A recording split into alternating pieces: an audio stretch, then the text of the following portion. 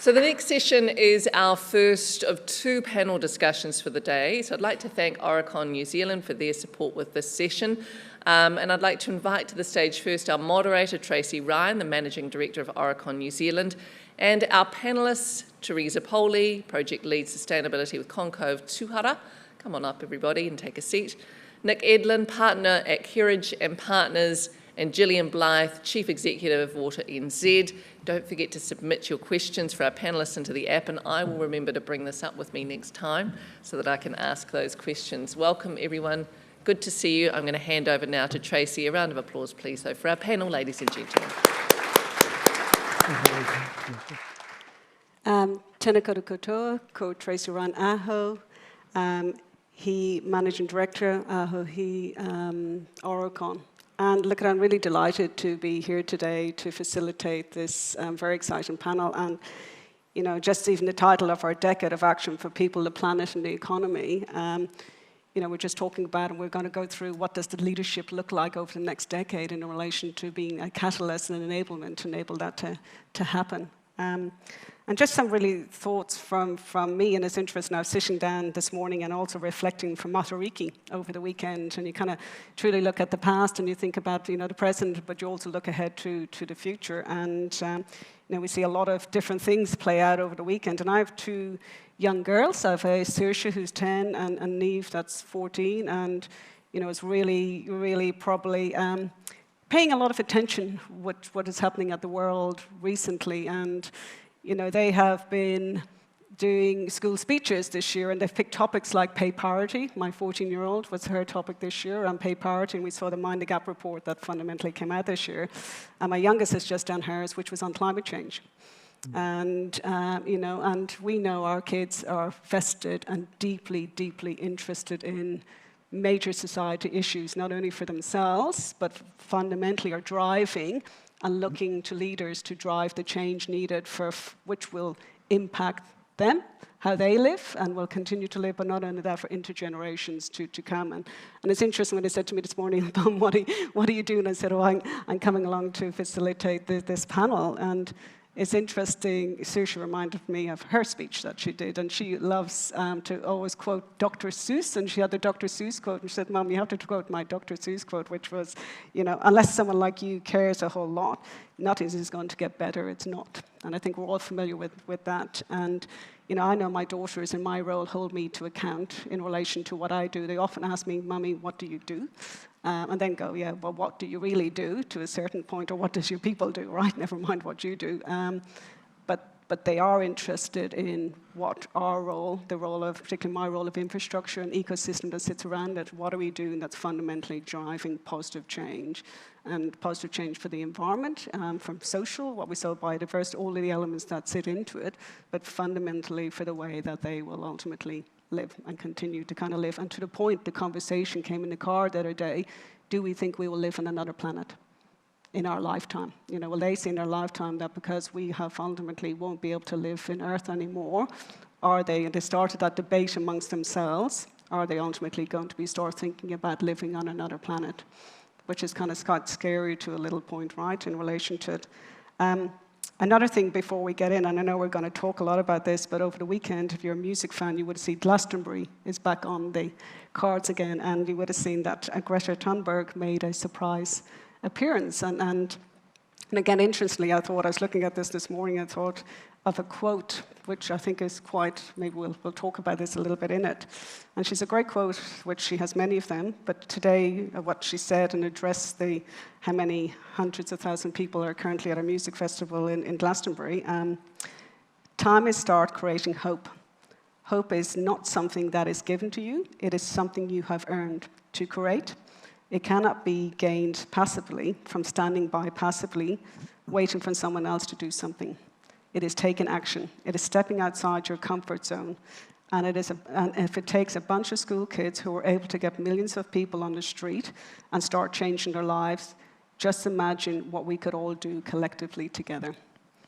And again, you know, that kind of bottom up compared to what we're going to talk about now. What is the role that fundamentally leadership plays in that? And we know that leadership is not just leadership from a word. It's about everybody of the role that we collectively need to do. And we know up here, and probably in this room, that we know the burning platform, but we're probably going to describe what does that look like, of the skills, the capability, the competencies of the future to enable us to do of what we're going to achieve. So look, I'm delighted to be joined on stage by Teresa Pulley from the Manukau Institute of Technology. Is a sustainability leader of Concave Tuhura. Nick Eden, so Nick is Carriage, a executive recruitment from Carriage and Partners, and then Gillian Blythe, the CEO of Water New Zealand. So delighted for you to join, and let's get into it. So I do have some questions just to start with, and then we will, obviously, you're used to now using Slido, so please, we want to keep this as interactive and as informative as possible, so please do send your questions through, and we can get time to that. But I'm going to start first with you, Teresa. And I know you've been leading some fantastic mahi at Concave to understand the skills and knowledge that vocational education graduates need to assist us in the conversation around sustainability, climate change, and kaiti akitanga. Can you share with us some of the things that you've learned from that work? Yeah, of course. I'll just introduce myself. So, ko maunga pauhatu te maunga, ko waikira moana te moana, ko tuhoi te iwi, ko hikarangi te maunga, ko rangatai ki te awa, ko Ngāti Haka te iwi, ko aturau rawa, ko hari uku tipuna, ko Teresa tōku ingoa, tēnā koutou, tēnā koutou, tēnā koutou katoa. Thank you so much for having me today as well. I really appreciate the privilege to be someone young and being able to share my opinion and my mahi. So what I'm seeing in the sustainability space at the moment is a lot around sustainability isn't just for management, designers or engineers anymore. It's actually about everyone. Everyone plays a part in that. I'm sort of seeing it that it possibly could be like health and safety once was, where everyone has that responsibility. There's a lot happening in sustainability. It's a very complex subject, and there's so many different aspects that different subsectors of construction and infrastructure need to actually look at. And that's something we're investigating. Is it going to be water? Is it waste that's more important? Or is it actually carbon? That's the most important aspects that our people need to understand. As I heard this morning, there's so much happening in terms of that strategy level and policy level that's actually happening at the moment. But what's really happening for our workers, how do we best support them into being those sustainability leaders as well and allowing them to have that opportunity? I'm seeing that there's a lack of guidelines, environmental guidelines to even support them as well. So that's kind of what I'm seeing in this space at the moment. Fantastic. Thank you, Teresa. Nick, obviously in your role, you place a lot of importance of trying to source and actually place at a very senior level in organisations. And what do you think the kind of leadership qualities that are really needed now in relation to senior exec roles or boards and things like that? And and what kind of qualities and skills do they need to demonstrate, just beyond the traditional sort of skills they would have had previously in those roles? Sure. I'll just introduce myself as well. Ko ingarangi te whenua o oku tipuna, ko ototahi te wā kāinga o toku whānau, ko Keti Noho o ki Tāmaki Makaurau, ko Edelyn toku whānau, ko Nick toku ingoa.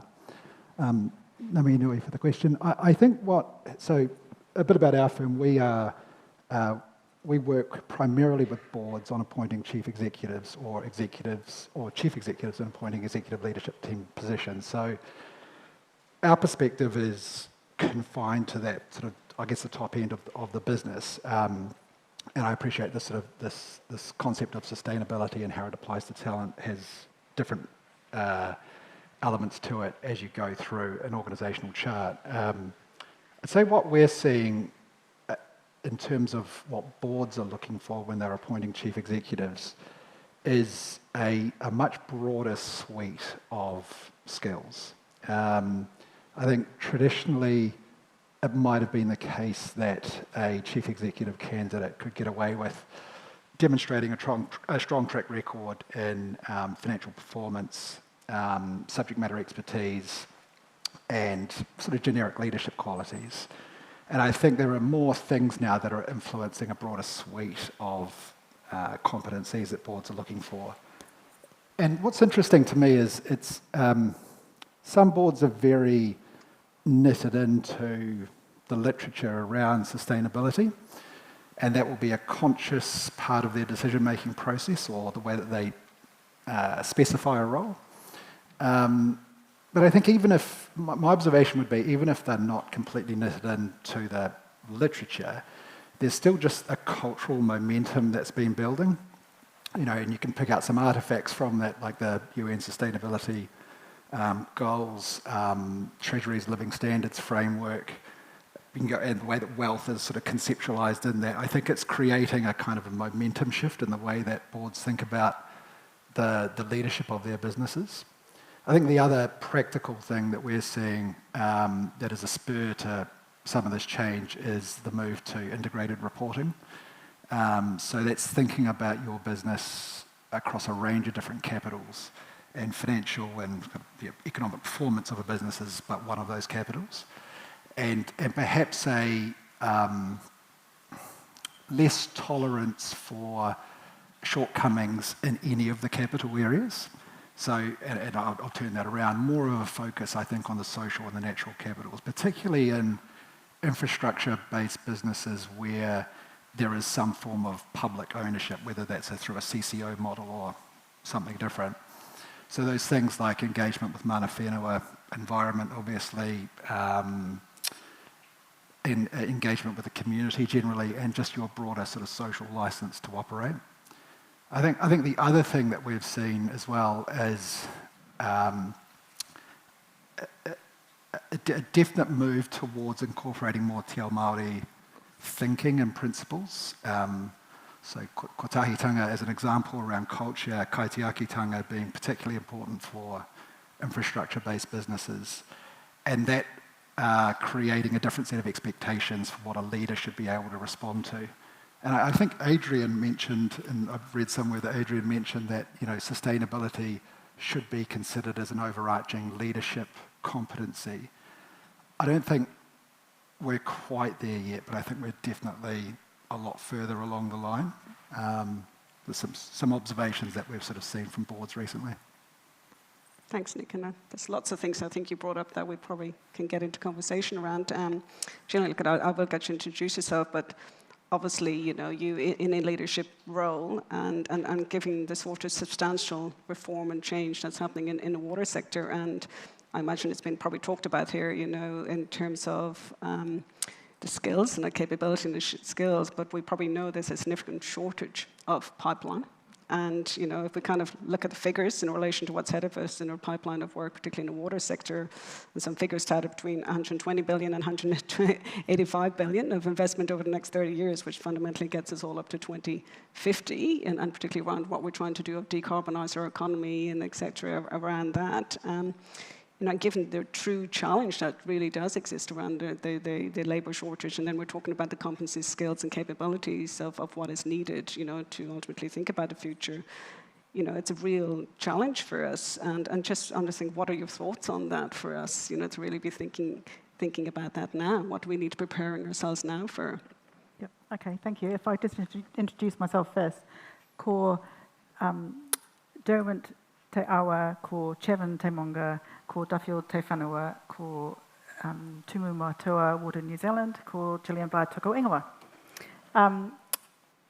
120 billion, 185 billion, it feels like monopoly money, doesn't it? No one really understands what that means. So if I can give that some context first, we probably, before Watercare started to invest in their central interceptor, probably across New Zealand, we might have managed to get to $2 billion of investment a year in the water sector.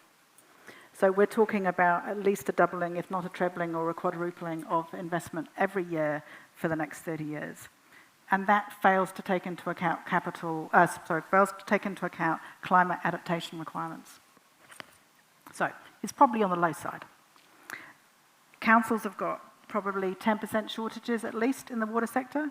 If you talk to engineers, they would probably say that they've got 20% vacancy rates. So we've got a problem already. If we're going to achieve the investments we need, we probably need another 6,000 to 9,000 people. Now, if you ask people in the water sector, how do they get into the water sector? Most people will say that they fell into it. It wasn't a deliberate decision. It was a case of suddenly someone said something and you found yourself in the water sector. We can't do that moving forward. We're going to have to increase the visibility of the water sector to the general public. And I don't mean by that I want to see a river running down Woodward Street or a wastewater overflow into the Wellington Harbour or into the Hauraki Gulf. We've got to raise that attention to school kids, to university students, and so forth. That is a huge part of what we're going to need to be able to do as leaders in the water sector. As engineers, as consultants, we've got to raise that awareness. One of the things that we learnt with the Havelock North inquiry was not just about there was a lack of capacity, but there was a lack of capability in terms of understanding of what was required. And that's not taking it away from the individuals who were involved in that decision. I know some of them, and I totally respect them. But as a community, we don't always have the data that we need to make good decisions. And then when you do have the data, you don't always know what the right decision is. So part of that is about we need to be able to build competency frameworks. We need to be able to know that if you're a junior in a water treatment plant, you know what you need to be able to do. You need to know what the senior member of that water treatment plant is going to have to do. If you're laying the pipes along the streets, that you know that you don't drag the pipe. Because if you're dragging the pipe, you're probably going to be chipping it away, at which point something that might last 50 or 70 years might not last that long. At the same time, we need to increase that whole visibility. So one of the things that Water New Zealand has been doing is developing competency frameworks for particular operator roles. The drinking water treatment, the wastewater treatment, the reticulation equivalents. We're starting to do some work on the instrument technicians. At the same time, I know Engineering New Zealand is thinking about competency frameworks because all of those things are going to be absolutely vital. And I'm conscious I could probably talk all day, so you do need to tell me to stop talking. The other piece that I would add is that within the Water Services Act, and certainly under the Water Services Entities Bill that's before the Select Committee at the moment, is a requirement for people who have powers, functions and duties to give effect to Te Mana o Te Wai and to uphold Te Tiriti. So most people, when you were at university, if you went to university, did you learn about Te Mana o Te Wai, or did you really understand what it meant to give effect or to uphold Te Tiriti? I suspect you didn't, or if you came from, there's a number of us who are not from New Zealand originally, we didn't. And so there is a real need to make sure that we are encouraging and uplifting that understanding. So one of the things that Water New Zealand has been doing for the last year is that we've been holding some cultural significance and importance of water training modules, where one of my colleagues, Troy Brockbank, some of you will know him from Pato Delamore Partners, is providing an opportunity to have engagement around what it means, what does Te Ao Māori mean, what does Te Mana o Te Wai mean, and to be able to have those conversations. And I think that's absolutely critical. I think that's a great segue, Gillian, back to Teresa, because Teresa, you are studying for your Masters in Engineering, and with that I know your thesis is around Māori education and incorporating that into what we need to kind of apply. And Nick, you touched on that, both of you, that competency framework and really thinking about that cultural awareness, but also, we just saw from Kiwi Rail, how do you bring that fundamentally into the design, into the thinking and everything that we do. Teresa, do you want to touch really a little bit around that and the importance of that is going forward? Yeah, of course. So as Gillian had said, I know when I was going through my engineering qualification, we had one lecture over 4 years on iwi engagement, and in my experience I think that's pretty poor. When I've been to Gillian's Water New Zealand conferences, and there's so much that's being said, and everyone seems really concerned about Te Mana o Te Wai. So we really need to start embedding that into education and really understanding and unpacking that and how it actually affects engineers and what we actually need to know in upholding Te Tiriti. In terms of sustainability, we know that sustainability isn't just a Western concept. In Te Ao Māori, we have kaitiakitanga. So we can't leave Māori out of this conversation, and we really need to take hold of that as well and join it up. I remember when I was working in road construction, and on the side of the road we were extending the road, there was a bunch of harakeke. With the harakeke there, I had asked management, what are we doing with this? And they had said, you need to remove it. There was no thought or process around how could we remove it in a culturally safe way. We know that harakeke, the inner leaves are the child, so if you remove those, you kill the plant. There wasn't the foresight of we could give this back to iwi or the community could use it. Those are the sorts of skills that we need to start building. We need to understand why we're doing things. But this is an evolving journey. I'm on my own personal journey with Te Ao Māori. It's a journey that I'm undergoing in Masters. It's a journey that we're undergoing through Concove. So it's something that we all really need to embrace. And just maybe picking up, maybe Nick or Gillian, you could probably talk in here around the journey, but a journey that leadership needs to go under, right? We're talking about, again, the decade of what we need to be. We're not far off 2030 and a lot of commitments we've made under that. And the UN Global Compact Goals and in relation to 2050 is not very far away, right, to a certain point. And Nick, I think you touched on it, that emphasis of changing leadership styles in particular. What do you think are the most important attributes that we need to kind of see starting coming through, and some of those sort of changes of styles that, particularly some of the things that Teresa is picking up on, specifically for us in New Zealand leading going forward? Yeah, I'll start there. I think, well, again, my perspective as an observer to these conversations that are happening in businesses, but, we get to see a lot of them in a lot of different contexts. I think there's no denying that the challenges are really complex. If you think about, say, carbon reduction targets that Council has set, it will be left to businesses like Auckland Transport, Watercare and others to really drive the action on that.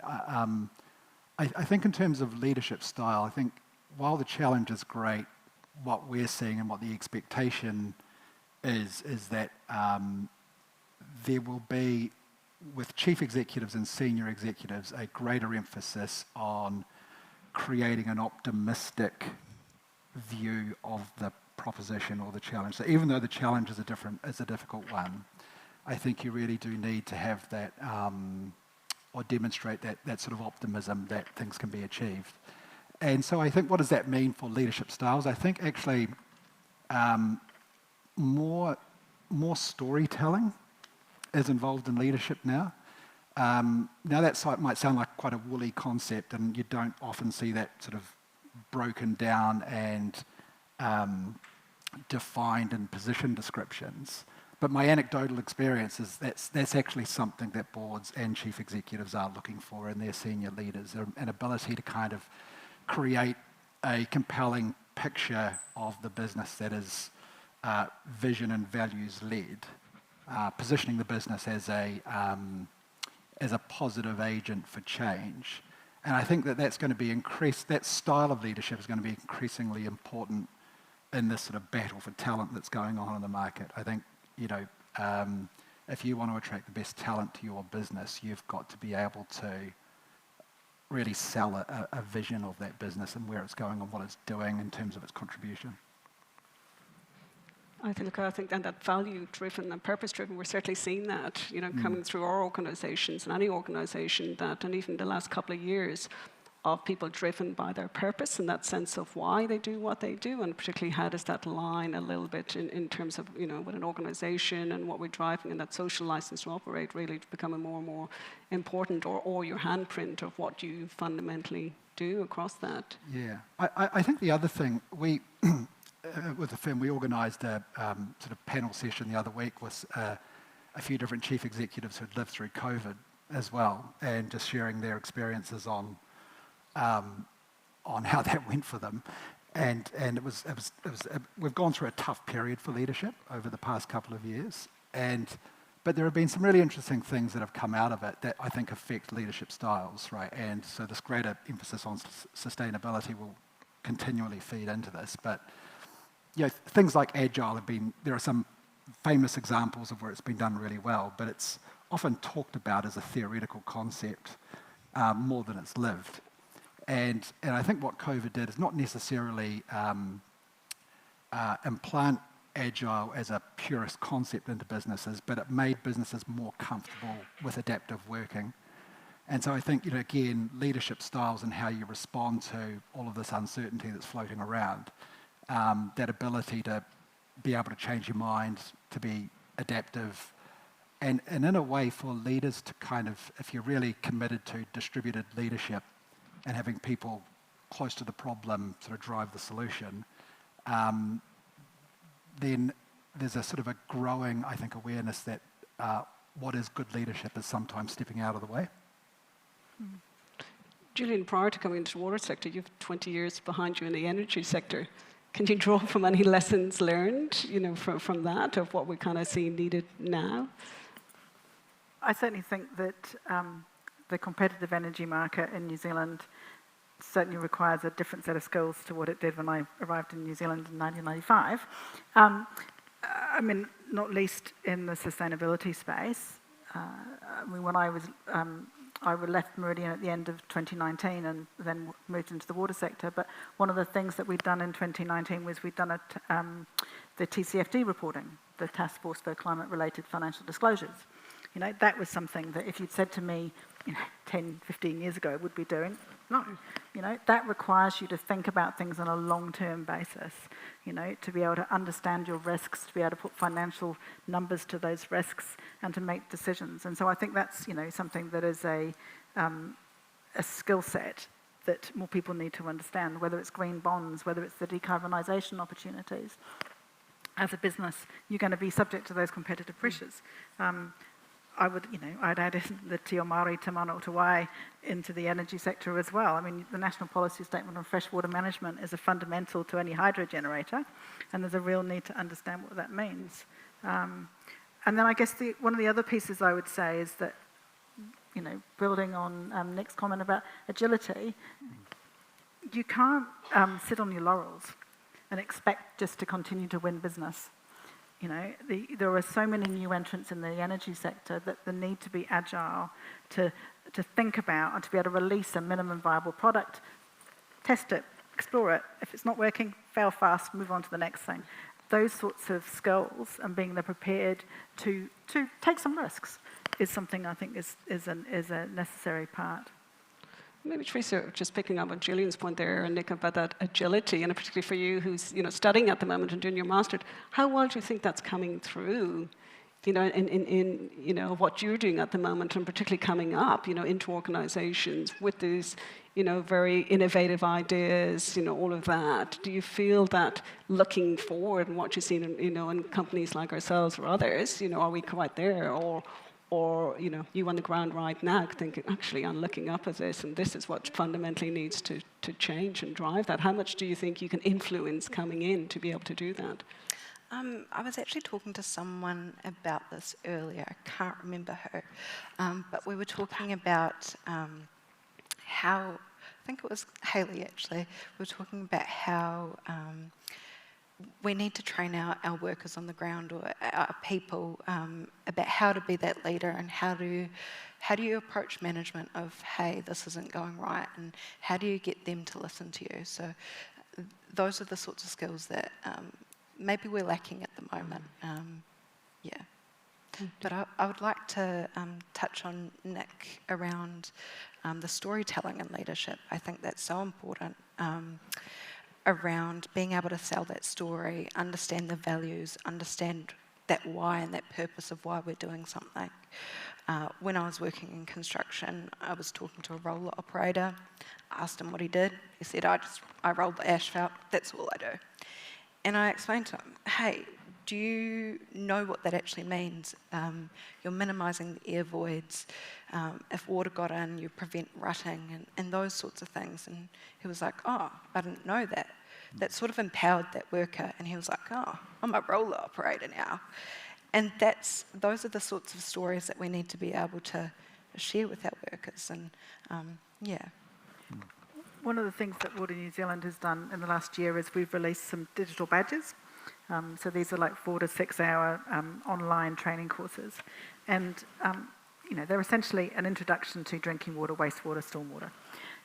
And one of the pieces that we've been working with Watercare, and they have rolled them out within their workforce. And as I understand it, they've got their customer call centre operators have done them. People in their finance teams have done them, because you've been wanting a broader understanding about what the business is that Watercare is doing. Being able to have an understanding of some of the history of drinking water treatment. Why do you use chlorine? When is UV a good idea? All of those sorts of conversations. What actually happens at a drinking water treatment plant? What happens before it, you turn your tap on and you have your glass of water in the morning. And those sorts of pieces is about helping provide that support, that you're part of a huge sector that together, ka ora te wai, ka ora te whenua, ka ora na tangata. If the water is healthy, the land is healthy, and the people are healthy, that's a really important part of storytelling. Do you think we do that well? I think we're, if you go back to what Susan said about the Three Waters campaign, no. If I said to you things like 20% of the water that leaves the source but is lost before it gets to your tap, in some parts of the country it's 50%. That's appalling. Yeah. If I said to you of the, I think sort of 38 councils that participated in Water New Zealand's National Performance Review last year, that they reported 4,000 wastewater overflows. They were the ones that were reported. Now, that's an awful lot of pollution that is entering the environment. Now, whether that's on your street, whether that's in your river, whether that's in your harbour, these are the reasons we're having a conversation about Three Waters reform, and we've got to get those stories out. Yep. So if you need any ideas, ask me and I can come up with some. Might go to our questions from the floor, and there's lots. And Hayley, you're on fire at the moment of all the questions you're pushing through, which are great. I'll start actually. Teresa, there's one here from Rebecca, and this is specifically as an engineer. I know this has come up a lot through the Diversity Court or Infrastructure New Zealand, things like that, but how do we attract more Māori and Pacifica into the infrastructure professionally, especially early on in schools? And maybe the panellists can provide other thoughts to that. I know this comes up quite a lot in sessions like this. That's a really good question. Getting more Māori in is a very complex issue as well. And in my opinion, is the industry ready to bring in Māori? Some areas of the industry may not even have karakia in the morning, or may not be able to embrace Māori culture, or just little things of pronouncing the right names. So if we can't do that, how can we bring more Māori? How can we make it a safe space for Māori in that space? I feel like it's going to be an ever-evolving journey, to contribute to that. If I can just add, Ko Wai Tātou is a water workforce development strategy that Water New Zealand, Tūmata Arawai, Waihanga Araro, and Department of Internal Affairs and Connexus have been working on with a number of other members of the sector. One of the strategic goals that was recognised was that we need to, in the water sector, make sure that we are respecting and acknowledging Māori knowledge and interests. That goal, which then had a number of recommendations, has been picked up, and we are continuing to do some work on that. And we've been having a number of hui with Māori from a variety of areas in the construction sector and the water sector to try and work out what do we need to do. And your statement, are we ready to look after Māori in the workforce was asked of me. And it was one of those moments when it was like, the lady who made the statement said, our people are treasures. They're a tonga. Why would I let you have them unless I know I have confidence that you are going to look after them? And I think that's one of the pieces that we are going to need to think about and to continue to explore. Because I know when I invite Tina Perot to a number of water sector meetings, one of the things that she says to me every time she walks into the room, wow, I'm not seeing myself in the room. We have to be able to do things, whether this is about grants, scholarships at the university level, whether this is about trade, apprenticeship scholarships. I don't know what it looks like, but we are going to need to provide that support and so that we can create the marae that wraps around within the workforce. And I completely agree. Like, I know from Oricon's perspective, we've been really thinking about this quite a lot, and we've just come out with our refreshed Hirotaki Māori strategy. We've also, Sarah Harris just joined us as a Po Aori Māori leader and sitting as part of my leadership team. But the strategy was really developed from a Oropu. I'm kind of coming from within, I'm from within and without with that perspective, and then talking with our clients. And it's something that I know many, probably everyone in this room is slightly on a journey, but you're completely right. It is it's a treasure, it's a gift and things like that, and we have to think really, really differently. And it's always easy to ask, well, how are we going to get more Māori into the industry? But there's a long journey I think we're on to really, how do we create the environment, that safety, and even from a culture perspective, it's not just, it's about how do we create an inclusive culture for all, because I think, we've talked, and there's lots of questions here around just the resource constraints, the workforce, capacity and things like that. But we're going to have to truly create a thriving industry. We're going to have to create an environment that is really, really inclusive and safe, which then creates that creativity and innovation and everything that is going to unlock everything that we're going to need to be able to do to address climate change and everything around it. So, Nick, are you seeing that a little bit, and some of those sort of different changes or conversations that you're having, particularly with your board and things like that, are around that? Because that's a lot of the conversations here, particularly around the retention of talent in New Zealand and that demand from skilled professionals around the world, right? How do we tell that story in New Zealand at that destination Aotearoa of different, when we're competing in a global scale to a certain point for talent? Yeah, I think, well, again, our sort of perspective is somewhat narrow given the kind of roles we appoint, but I think you made the point earlier that Te Ao Māori views have to be part of this. I actually think they need to lead it, right? In some respects. I think if you look at a lot of these kind of macro trends around,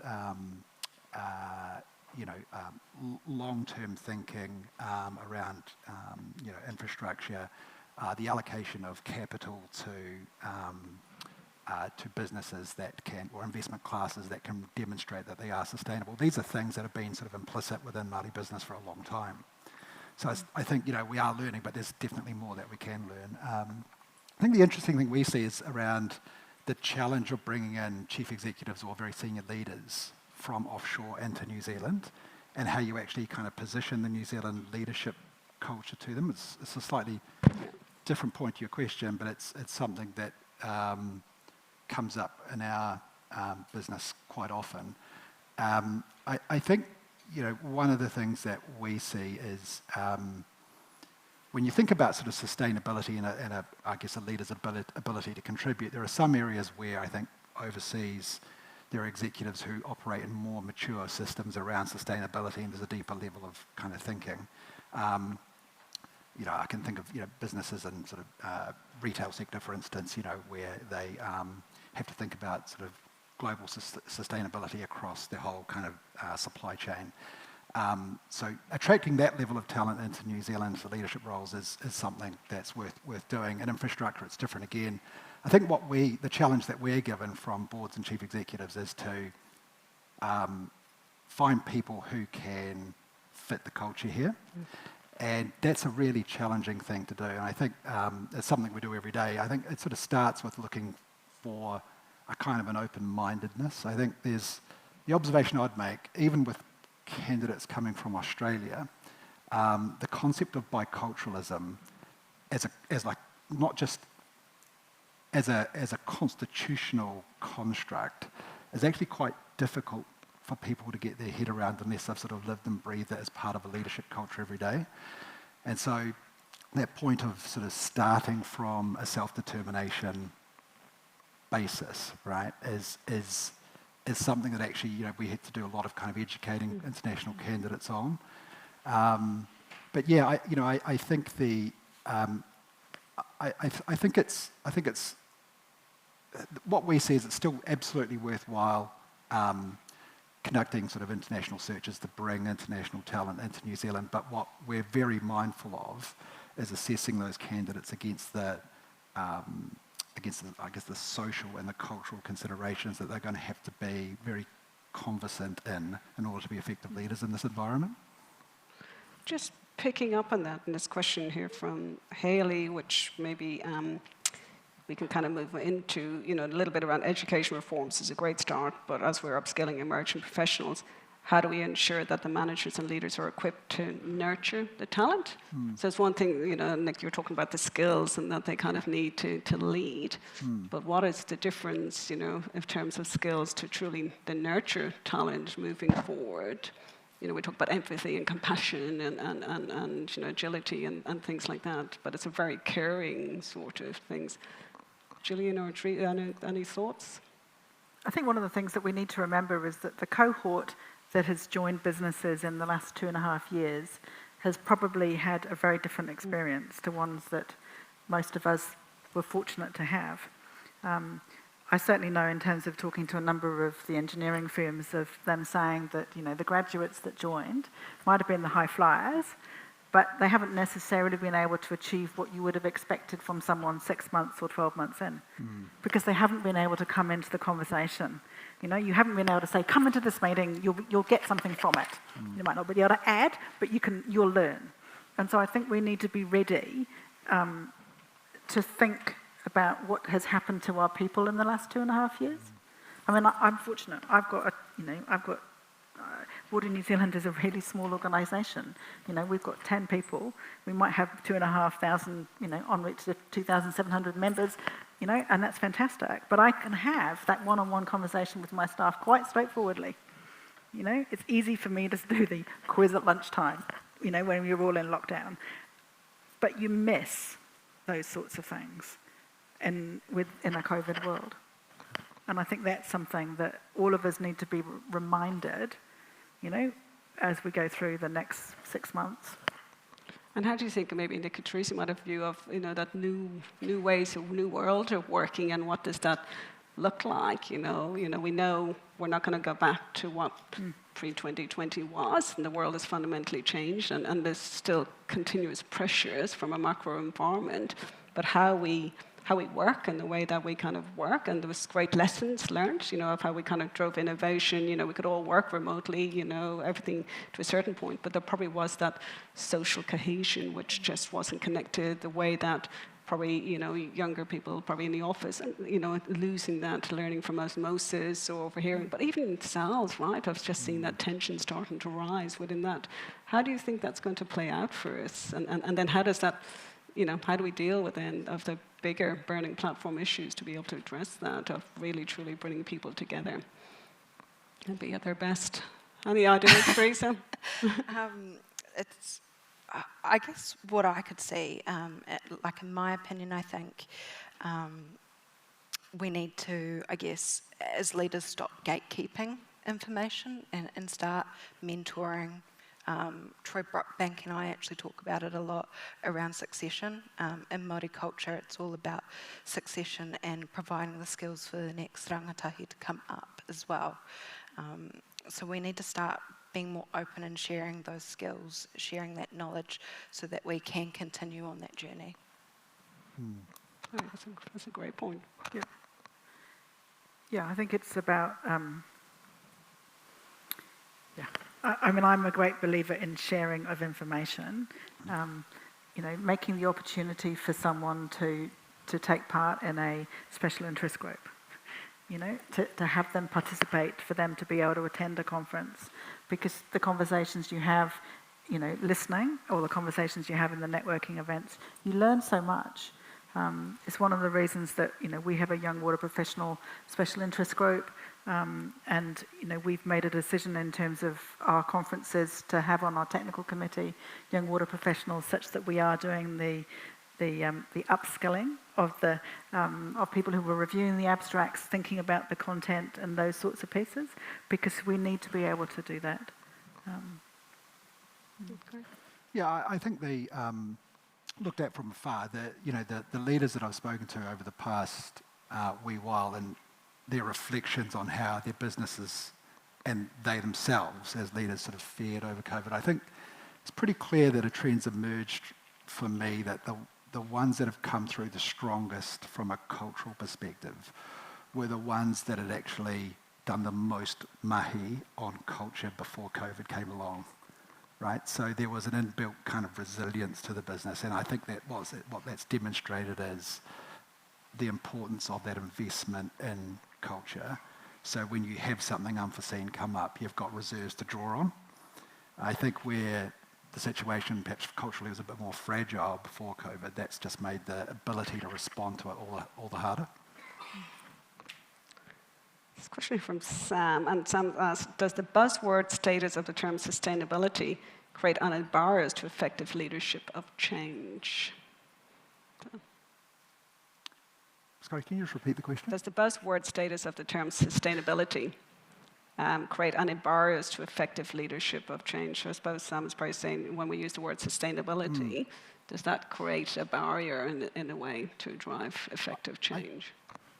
I think again, Adrian has sort of mentioned this herself, that sustainability is so much more than environment, right? I still think there's a sense that I pick up, the way that people use the language, is that there's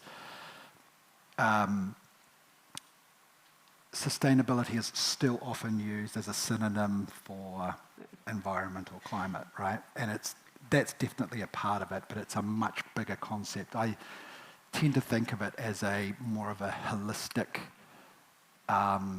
perspective on the long-term viability of a business from multiple different perspectives, right? So maybe in terms of that question, is the buzzword kind of creating any problems? Perhaps we just need to be a bit more direct about what sustainability means, the context of it. Maybe might feed into this question that Ella's posted, saying, are you seeing a correlation between those CEOs that are coming in with a broader skill set, including sustainability and maybe some broader outcomes based, and the overall company performance? So is it linked? I would hope so. Yes. Linked to triple bottom lines. Yeah. I mean, I think if you are considering the full set of risks and full set of opportunities, and you have the courage to address them and to seize them and to manage them, then you are likely to have a better outcome. And I think just thinking about the sustainability, is it a buzzword that creates a barrier? I'm smiling, and I don't know whether Raywyn Moss is in the room. I know she's talking later. Raywyn will probably remember, conversations at Meridian, I think it was 2003, 2004, around what was the right sustainability policy. And depending on who was in the room, it was either economics, sustainability, we've got to be viable, or we've got to be environmentally sustainable, and then you had everything else in between, and probably make it a circle or what have you. I think it's really important to have a conversation. What does it mean? And so you'll start having that realization that someone's got a set of jigsaw puzzle pieces, but they're missing some pieces, or you're missing some pieces. And I think if you have that sort of conversation in a really open way, then it oughtn't to be a barrier. It ought to be a liberator. I think also it depends on how you define performance, right? So if you look at the Treasury's Living Standards Framework, for instance, wealth is conceptualised there as financial and physical capital, but also social cohesion, human capability, and other measures as well. So what is the performance standard or the metric that a business is driving towards will, be, hugely influential in answering that question. And my sense is, my observation is particularly businesses that operate in the public sphere, is that there's a much broader suite of metrics that a business needs to deliver on in order to be seen as achieving or performing. And I think, Nick, you might have touched on it before around, purposeful-led organisations. We know cultural outweighs strategy any day, and it kind of goes back to the why of why we do what we do, kind of driven by purpose, which is underpinned by core values that came behind it. And that is probably what, at the end of the day, the financial performance is just an output, but it's kind of truly the cultural that is your value proposition, and all centred around your people. I think, Julian, you touched on that, right? It really is around people from that perspective. Sorry, just scrolling through questions. Can I, one of the things that I think as leaders, we've got so many children. The Tertiary Education Commission did a Draw the Future project during, I think, 2020. The top 10 roles that the kids were thinking of were, the farmers, the YouTuber, the All Black, I'm not sure any of our roles came up. And so one of the things that they are encouraging is they have created a program called Inspiring the Future, which is ultimately about all of us being role models. And you sign up, you fill in the details, you probably have to have a police vetting. But ultimately what then happens is that the schools around your neighbourhoods will ask people to come into the schools, and the kids do a 2020 game with you to try and work out what your job is. Now, I was asked when my son was 5 to go in to talk to the class because I was told that my son thought I was a chef. Which is presumably because I produced his breakfast, his lunch, and his dinner. And so kids don't know what we do. So as leaders, all of us need to go into and investigate and sign up for Inspiring the Future, such that we can go into our classrooms of our kids and be those inspiring role models and open their eyes. Because if we don't do that, we will end up, people will naturally take themselves down a particular path. They'll say, I don't think I need to do maths. Either I don't think I can do it, or I don't think it's required, and that means you suddenly can't do things. Or you suddenly, there's some opportunity around, some art, or, all the different subjects. And we really need to go and do that. So I encourage you to sign up, investigate what it is that Tertiary Education Commission is doing with Inspiring the Future, because then we can make a real difference to some of our kids. Just following on a theme, and probably based on Greta's quote about creating that hope, that just imagine, and particularly, likewise, my kids have no idea what I do, and, I get said, no, Mummy, don't come in, Irish Day, you're too Irish, don't come in and talk, sort of thing. But, Teresa, what would be your hope, for the future? Thinking about, we're talking about a decade here, what would you think of the hope for the decade looking back over the next 10 years, and if you were standing up here in 10 years' time and you were still talking, what would you be hope to say, what have we fundamentally changed? I would hope that construction and infrastructure starts looking at valuing people, and I would hope that we all have a better knowledge about te ao Māori and seeing that in our everyday life. So, certainly, absolutely agree with those comments. I think some of it is that we've got into schools. Maybe there's a wonder project that's got a water context. That we've got the universities that are teaching engineering. They've got some explicit pieces about water, so that people are choosing to go into the water sector.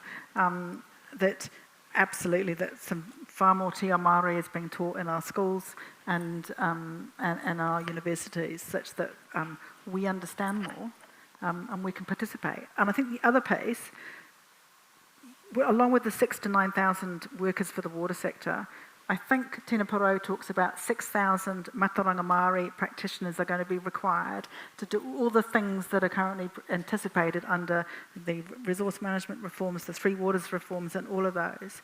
So we're going to have to find a way of ensuring that we are providing the opportunities as a community such that those individuals feel supported to come and work in all of our sectors.